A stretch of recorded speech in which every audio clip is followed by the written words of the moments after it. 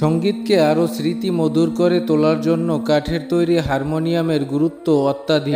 ১৫০ বছর আগে ফরাসি উদ্ভাবক আলেকজান্ডার ডেভিন হারমোনিয়াম আবিষ্কার করেন।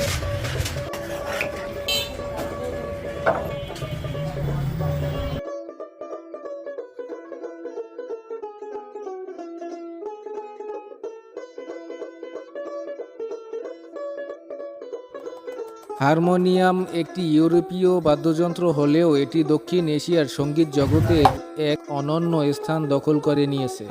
একটি হারমোনিয়াম তৈরি করতে কয়েকজন কারিগরের ৮ থেকে ১০ দিন সময় লেগে যায়।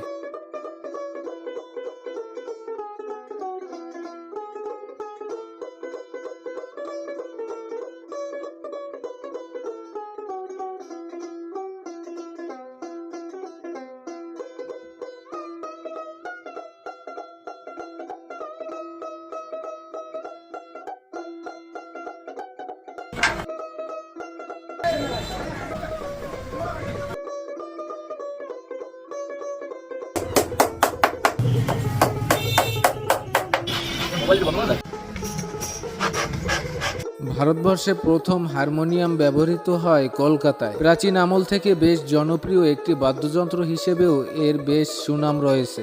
এক সময়ের জনপ্রিয় এ বাদ্যযন্ত্রটি এখন হারিয়ে ফেলতে যাচ্ছে তার অস্তিত্ব।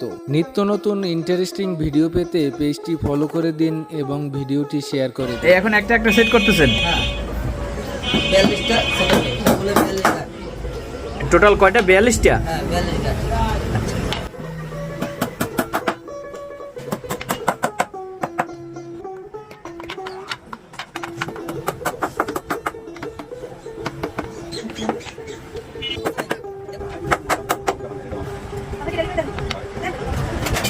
কিবোর্ড সেট হয়ে গেছে দাদা?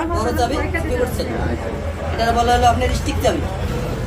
এই বোর্ডের মধ্যে এখন গাঁথবেন? হ্যাঁ, এটা হলো নিচের পার্ট, এটা এখানে পড়বে।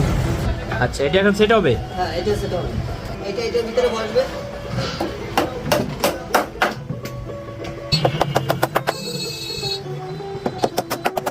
এগুলো কি দাদা? কাস্টমার।